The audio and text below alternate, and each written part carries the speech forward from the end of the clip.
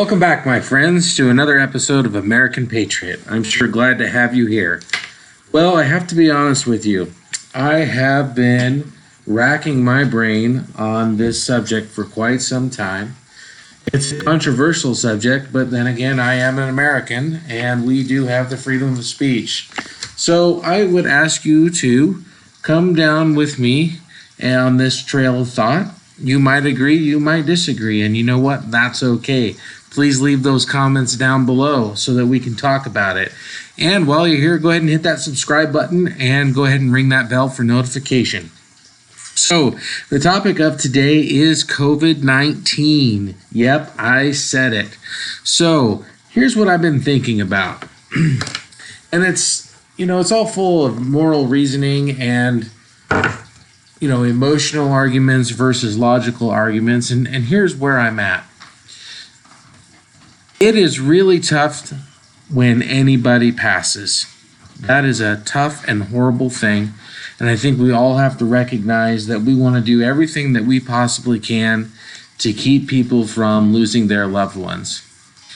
That being said, this is a very complex and dangerous situation. So I started doing a little research on my own.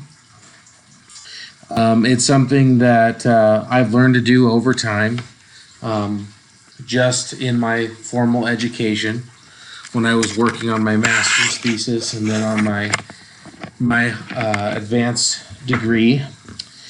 We have to come out with thesis, research that thesis, and then draw conclusions both on research, facts, and statistics. So this is just scratching the surface, and I will come out and say I am not a scientist. That is not my field of study. But I do feel that I have the power of reason and I can logic through and come to conclusions. So that's what I would ask you to do. Just as a human being, go ahead and use your powers of reasoning and you can draw your own conclusions. Obviously, I have a way that I think about this because I am human and I have my own tendencies, and you might disagree, and that's all right.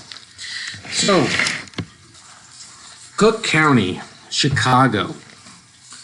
Right now, based on what I found on May 13th, when I looked the numbers up, just a simple Google search, there are 38,668 people that are currently infected with COVID-19.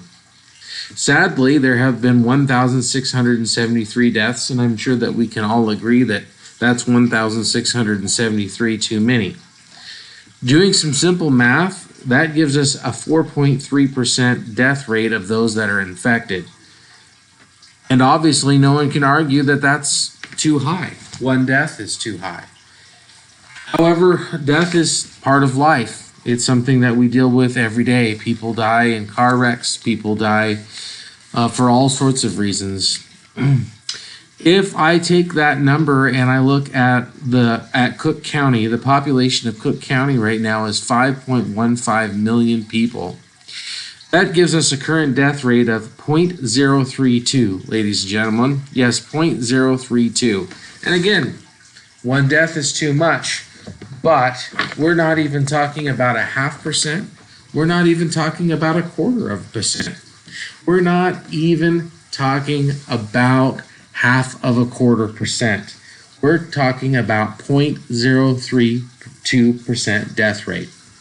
Now, one can take a look at that and say this is the result of everything that we've been doing with the social distancing.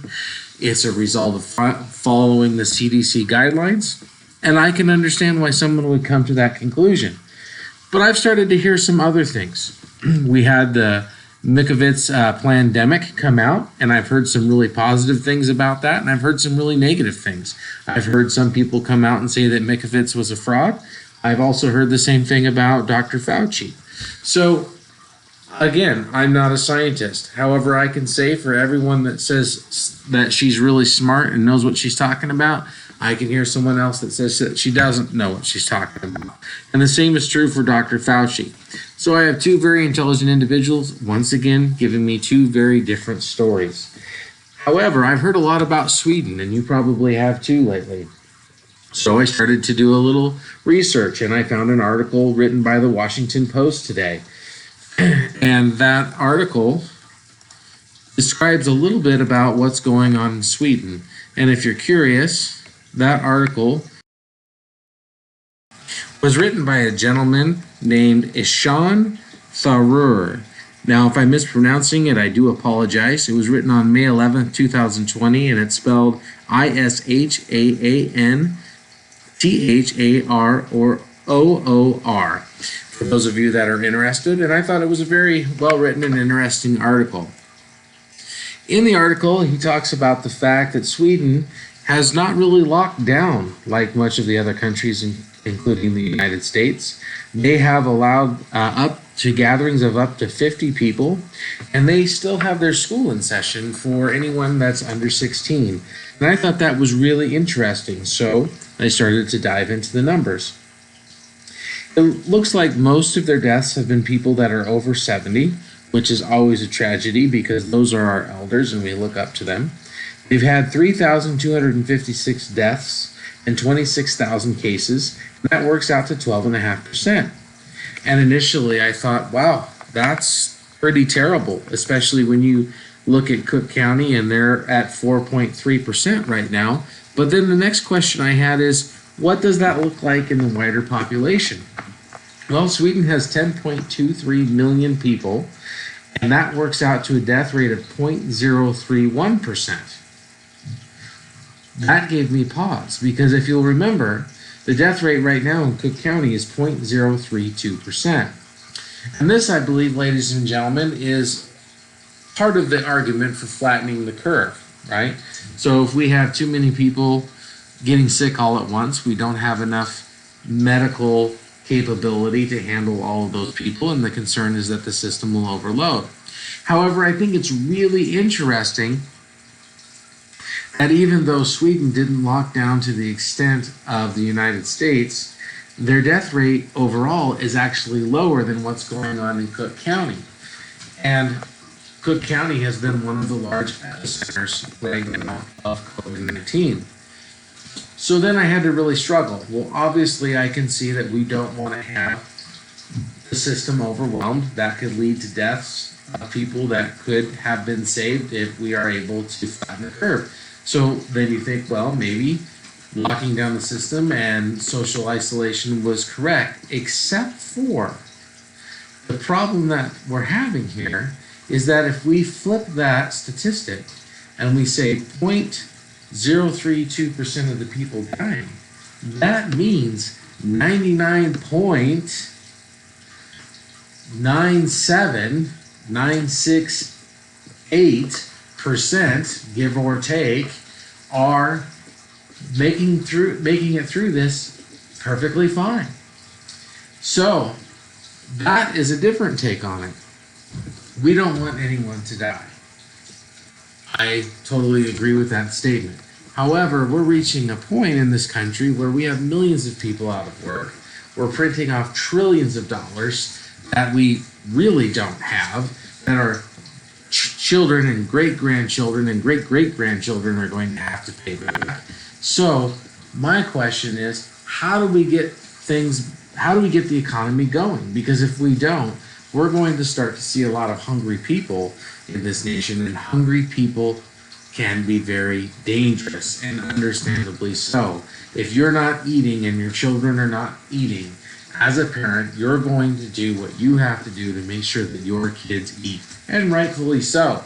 And I don't think anybody wants to see that scenario. It would be absolutely terrible.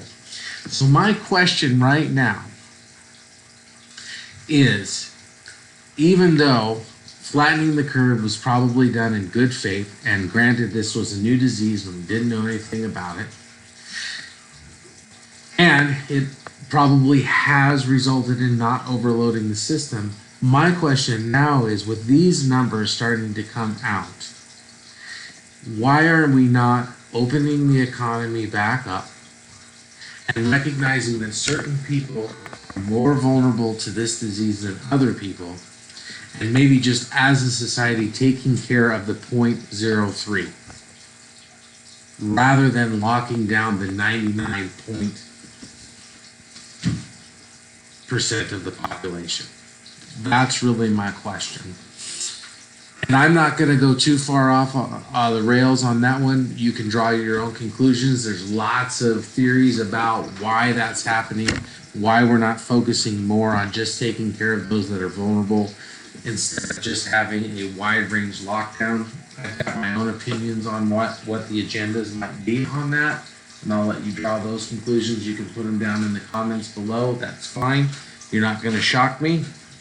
But just as a policy, I don't think it makes sense to lock down over 99% of the population when only 0.032% of the population are actually passing from the disease. That doesn't mean that we want to just let the 0.032 die, because these are important people in our community. But maybe as a society, we need to recognize that these people are vulnerable. People with diabetes, hypertension, asthma, age is a factor from what I understand. Maybe as a society, we need to develop some sort of program where they don't have to go into the workplace in a traditional way so that they're not at risk, but let the rest of the population get back to work so that we can avoid food shortages and all of the fallout of not having an economy that's moving. So that's my big point today, guys. I just really think that we really need to take a look at these numbers and be honest and say, are we really doing the right thing by shutting down the entire economy?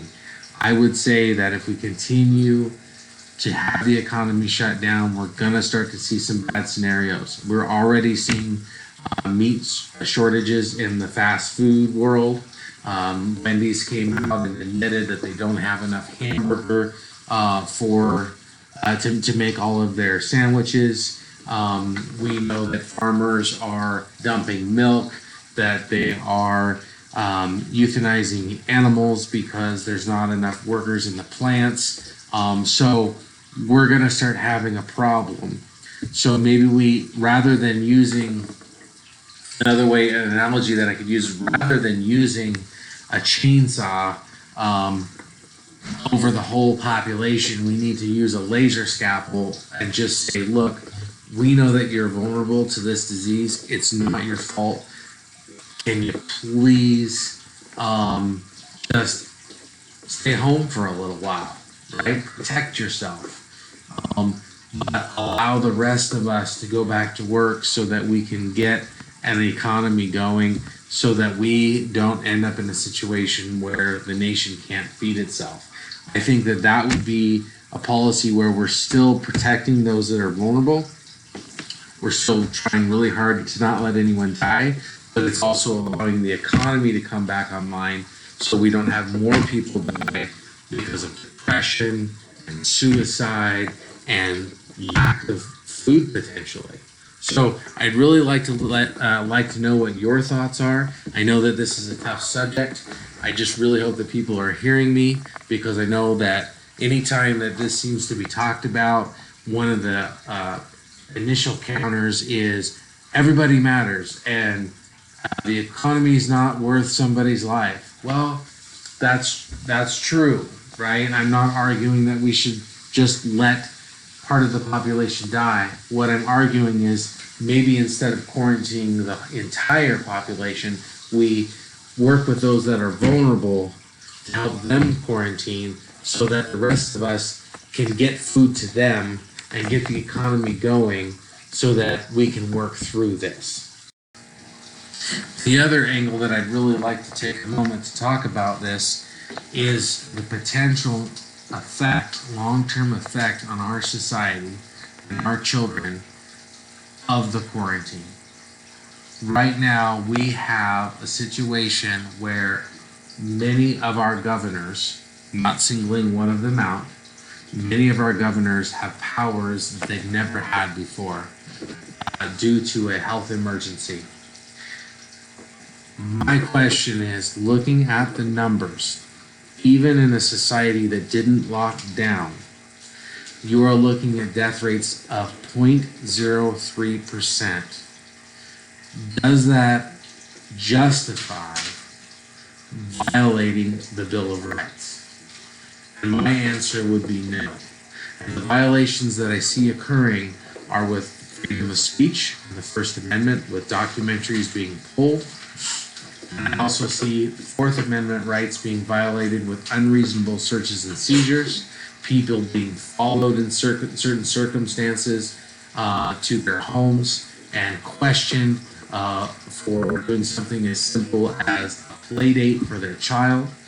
We really have to ask ourselves, is this disease, and which is scary, worth suspending the Bill of Rights for? And I think that we are in a dangerous situation here where our children may be learning how to live in a society that is not as free as the society that we grew up in.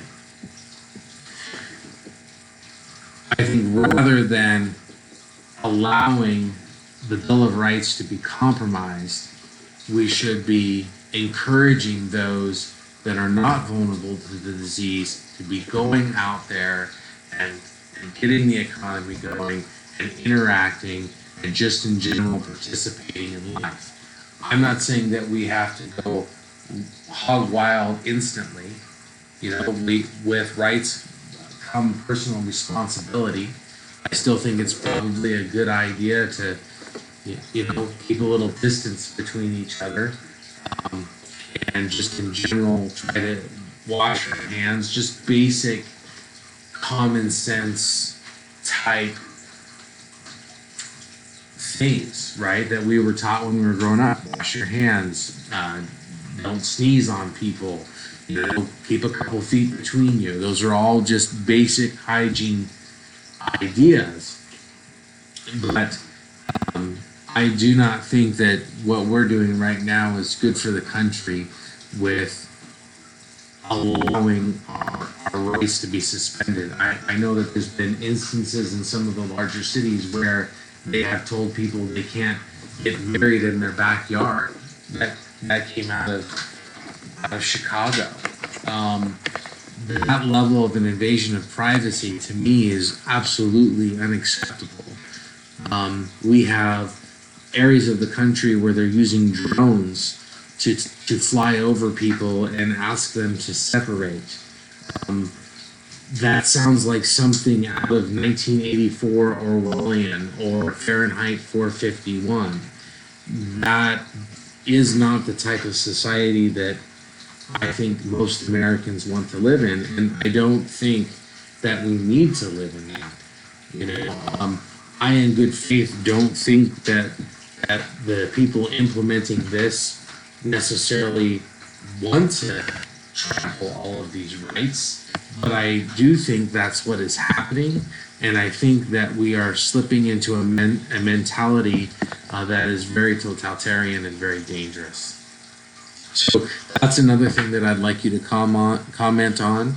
I certainly don't want a drone flying over my backyard and telling me what I can and cannot do in my backyard, let alone on a public street. But if I'm on my personal property rights, that's another thing that has been eroded by this.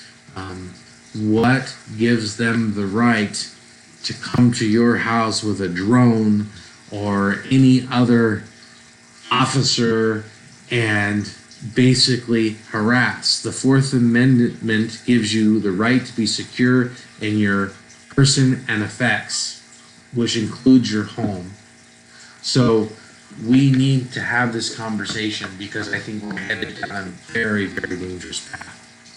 And I know that some of you are going to disagree with me very vehemently, and that's okay because you're exercising your First Amendment right, and that is a good thing.